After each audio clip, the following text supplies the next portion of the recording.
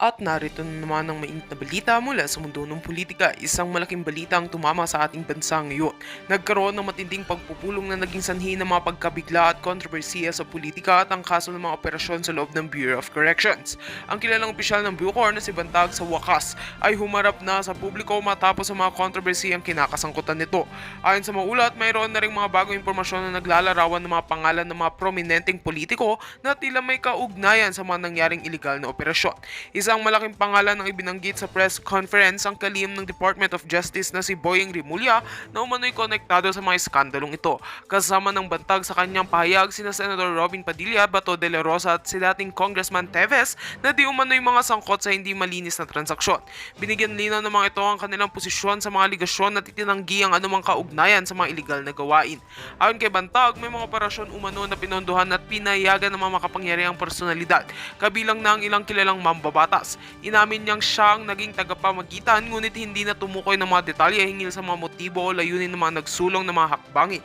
Sa mga naganap na pagdinig, iginit ni Bantag na siya ay ginagamit lamang bilang fall guy o kasangkapan upang mapagtakpan ng mga mas mataas na tao sa likod ng mga iligal na operasyon. Pinangunahan ni Senator Robin Padilla ang isang press briefing at iginiit na siya ay walang kinalaman sa anumang krimen. Ayon kay Padilla, siya ay nakatuon lamang sa mga reforma at pagpapabuti ng sistema ng pamahalaan, partikular na sa loob ng mga correctional facilities. Si Senator Bato de la Rosa na dating hepe ng Philippine National Police ay nagsabing wala siyang alam sa mga aligasyon. Ngunit binigyang diin na hindi siya natatakot sa mga investigasyon at handang magbigay ng kooperasyon. Ngunit hindi pinalampas ni Teves ang pagkakataon upang ilabas ang kanyang salubin at ideya hinggil sa mga natuklasang impormasyon. Inakusahan si Teves sa Rimulya na siya ang utak sa likod ng operasyon na naglalayong magtago ng mga ebidensya at gawing cover-up ang mga issue. Habang patuloy ang investigasyon, tiyak na magiging isang malaking usapin ang isyung ito at marami ang maghihintay ng mga susunod pang developments sa kasong ito. Samantala, patuloy ang paghahanda ng mga ahensya ng gobyerno upang tiyakin ang tamang proseso at hustisya para sa lahat ng sangkot. At yan nga ang mga balitang ating pagkakatutukan, at kung bago ka pa lamang sa aking channel ay huwag kakalimutang mag-like, share and subscribe para updated ka sa aming mga bagong balita dito sa Tatak Pinas.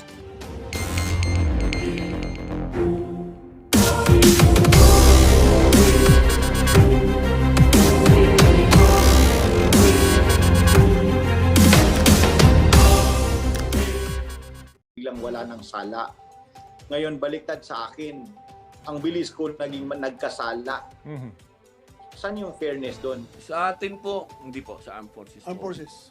Sa atin pong konstitusyon, malinaw po doon na sinasabi, ang sabi po doon, kapag ang isang lugar ay pinamumugaran na ng ganitong klaseng krimen, pinapayagan po ang Pangulo ng Pilipinas na mag-take over po kayo at ayusin yung lugar na yon. Sa palagay po ba ninyo, hindi pa po ito napapanahon sa Negros Oriental? Sir, Your Honor, please, based on the way I observe things as what happened in the Digamo killing, I think there is no lawless violence yet, which is quite rampant to warrant the declaration of, to put the area under military control. That's my only appreciation, sir, as far as what we see or what we read in the newspapers. But with respect, sir, to the statement earlier that there are some rogue military personnel involved, I would like to put on records that those military personnel who were listed were either retired, discharged, or on awol, sir. They were separated already from the service. And it's always the position of the armed forces of the Philippines not to tolerate those kinds of wrongdoings. As a matter of fact, we could not condone, not tolerate any kind of that kind of behavior on the part of the armed forces. So be assured, sir, that talagang as much as possible we always remind through TINE issuance of directive to personnel to refrain from committing any violation. Dahil alam naman namin na talagang ikakasira ng organisasyon yung mga gawain na ganyan, sir. Your Honor, please. Yes, sir. Malinaw naman po na wala na po sa serbisyo yung mga na-involved na sundalo. Yun lamang pong ang nai-involve ngayon sa parehong panig. Sinasabi po ng ating mga nabiktima dito sa ating nabalo na ating mayora, ang sinasabi po nila ay involved ay mga pulis din. Ang sinasabi din po kahapon sa hearing namin, mga biktima din, Meron nga pong isa doon ng assassin ay pulis. Dito naman po kanina, narinig natin, ang tinuturo naman po ay pulis din. Hindi pa po ba lawlessness niya? Hindi pa po ba sa tingin nyo, wala na pong tiwala yata ang tao sa pulis sa Negros? For me, that is my impression, Your Honors, please. I think the proper body to determine whether there really warrants putting the area under military control is somebody from the intelligence community. So we will coordinate with the concerned intelligence community, Your Honors. Maraming salamat po. Mahal na tagapangulo, isang tanong na lang po para po sa ating nabalo. Ma'am, kayo po, sa palagay niyo po ba, hindi pa po ba napapanahon para hingin natin sa mahal na Pangulong Bongbong Marcos na ilagay kayo sa military control? Tingin ko po, maybe a little bit parang siguro 1 or 2 steps lower than martial law. I'm not very sure if a state of emergency would Hindi pa be- naman po siguro martial law. Kasi doon naman po sa Section 18, first paragraph lang po yung sinasabi, lawlessness, ilalagay sa military control. Hindi pa naman po martial law. Pero sa palagay niyo po ba sa nangyayari diyan sa Negros? if that Kasi would po, magmula po kahapon, mula po noong isang araw, wala na po ako narinig kung di kawalan ng tiwala sa ating kapulisan. Senator Robin, if that would hasten yung gaano katagal bago talaga truly one can feel na wala na talaga yung intimidation. Para po sa akin in my personal point of view, okay lang ako kung gano'n na lang muna. Maraming salamat po. Mahal na tagapangulo, may nagtataas po ng kamay, hindi ko po siya matapos. Thank you, Senator Robin Padilla. You want to say something, Mayor Diaz? Sir, in connection with the inquiry of the good Senator Padilla, sir, as inaasam-asam po ng Negros Oriental yung peace and order ngayon, sir. At mabalik yung turista namin. After the Teves incident, sir, patay na yung turista doon. Yung mga resorts nagrereklamo na po. So, ang Chinese community doon, sir, ang mga religious group, ang mga youth leaders doon, sir, mga tao doon, sir, they are asking po. Kasi nabanggit ni Ma'am Amy doon sa wake, at pero parang na-relay yata ng iba. They are asking po na there should be a control of military in our province. However, when there is a conference that our Chief PNP suggests na hindi pa dapat, pero sir, saan kami, kung wala to, saan lalapit yung, ito sir, andito sir, wala pa to ngayon. Katiting to sir, bigyan mo kami ng oras. Punta tayo doon kasama DOJ sir, maglagay tayong opisina, protected.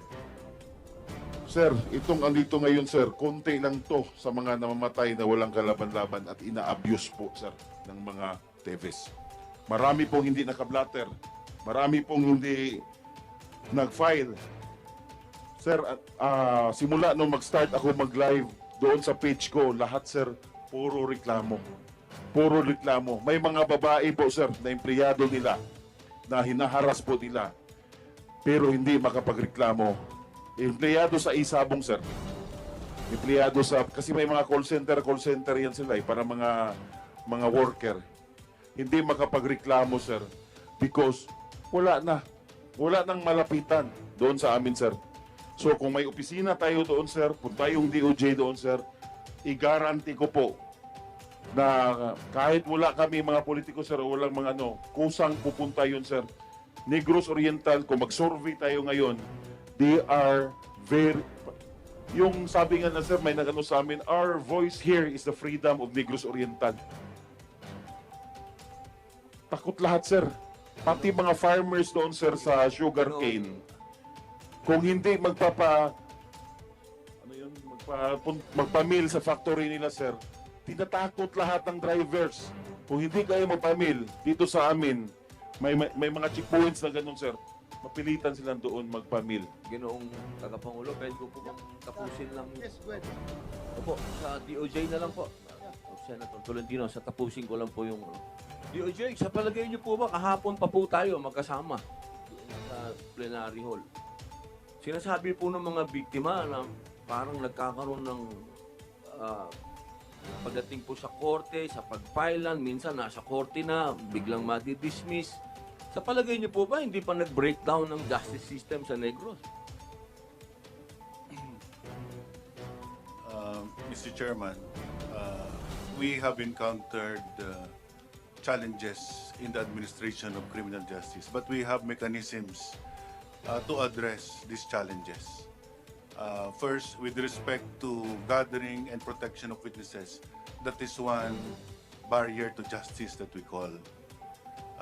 Oftentimes, when a crime is committed, witnesses, direct witnesses, are not too encouraged, are not too, they do not have enough courage to they're not able to muster enough courage to stand against big people. That is why there is this mechanism under the Witness Protection Program to protect witnesses and even their families. So that is one challenge, but there is already an existing mechanism that, of course, just needs some logistical support, because as we go along, more people will be availing of the assistance of the Witness Protection Program, and there will also be logistical challenges. In fact, the earlier discussion with the Human Rights Defenders group in Negros Oriental, there are hundreds of people asking also for assistance, and that is one challenge. Sir, ibig ko pong sabihin, okay naman po yung Witness Protection Program eh. Ibig ko pong sabihin, ang dami naman pong naglakas loob dun. Na kahit wala sila sa Witness Protection Program, lumitaw sila. Ang nangyari, yung isang suspect na, nasaan ba yun? Nandito kanina yun eh. Yung assassin niya, pulis. Naglaban sila ng pulis. Nasaksak yung pulis, nabaril yung pulis, na-ospital yung pulis. Pagdating sa kaso, ibang tao na po yung umirap. Yun po ba, ano po ba sa tingin nyo doon? Hindi po ba nagkalokohan na doon sa hustisya doon? Again, Your Honor, we respond to that by saying that we are increasing our capabilities under the law enforcement agents to solve crime. We are engaging more people and using technology and even increasing our knowledge in forensics to solve crime.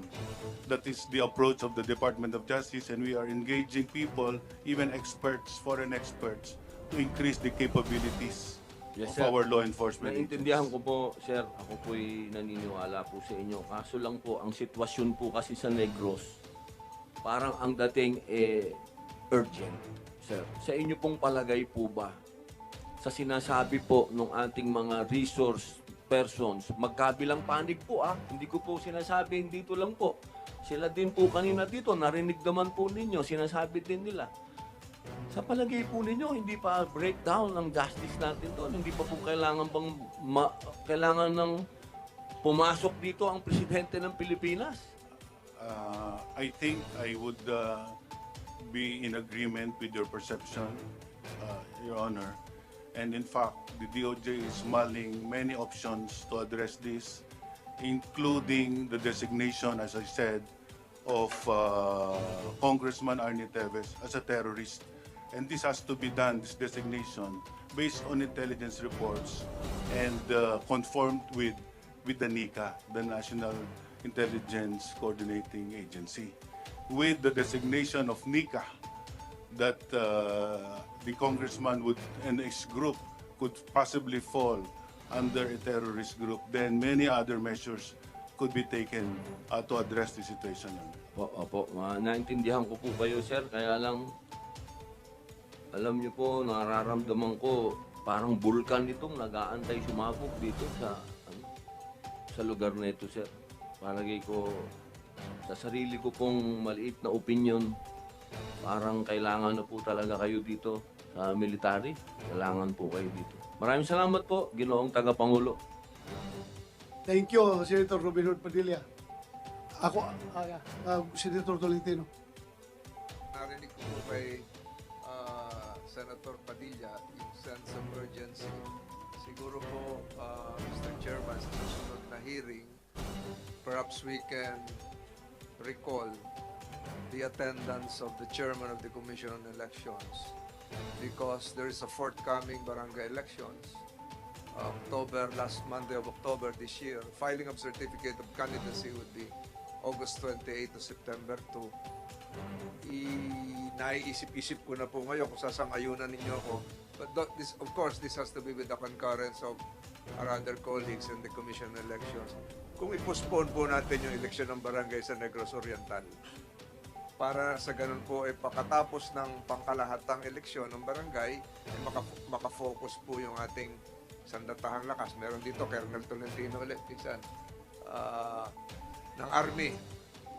Puro kamag-anak ko lahat ng, ako ata ang general lang dito ng Tolentino. May Colonel Tolentino Army, may Colonel Tolentino ng Police ko. So kung i-postpone po yun, palagay ko po magkakaroon ng mas malakas na momentum yung ating peacekeeping forces pagkatapos ng ibang trabaho na ma-maintain yung law and order sa Negros Oriental na baka magdulot ng, wag naman mangyari, ng karagdagang karahasan kung matutuloy ang barangay elections.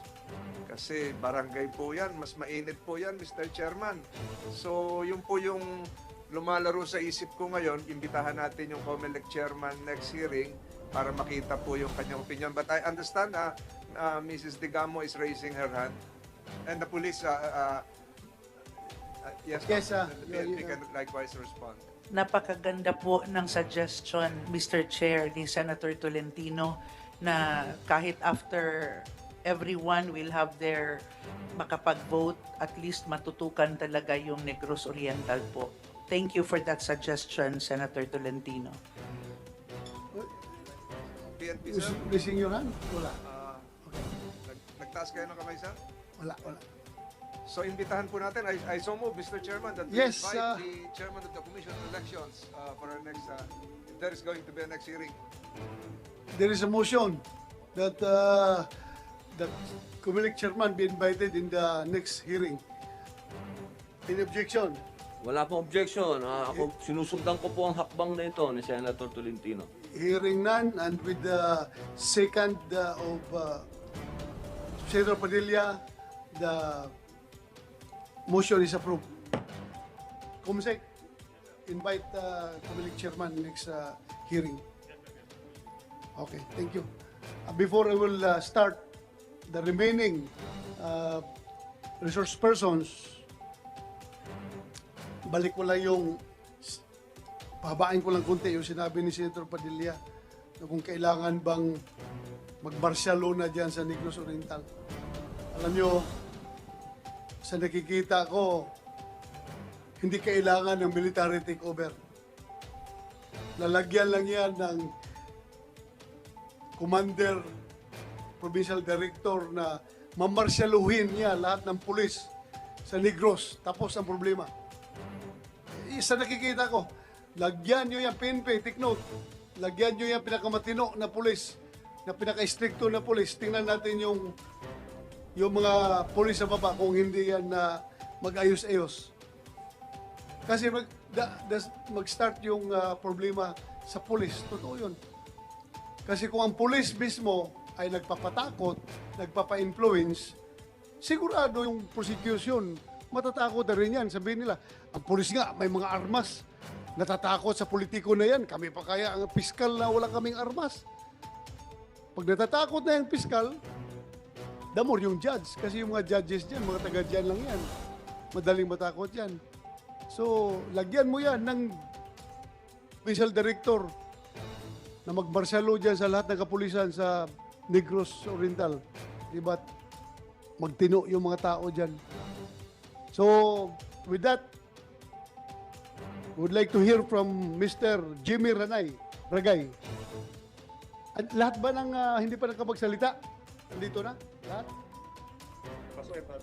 Kaya nga, ang tanong ko, nandito na ba lahat? Nakaupo na. So hopefully, kung makapagsalita ito lahat, makapag-break tayo bukas. Matapos tayo, kung matapos ito lahat ngayon. So please, Kumisek, administer the oath. May we request po yung bagong guest na tumayo. Pati doon rin po, kaliwat kanan.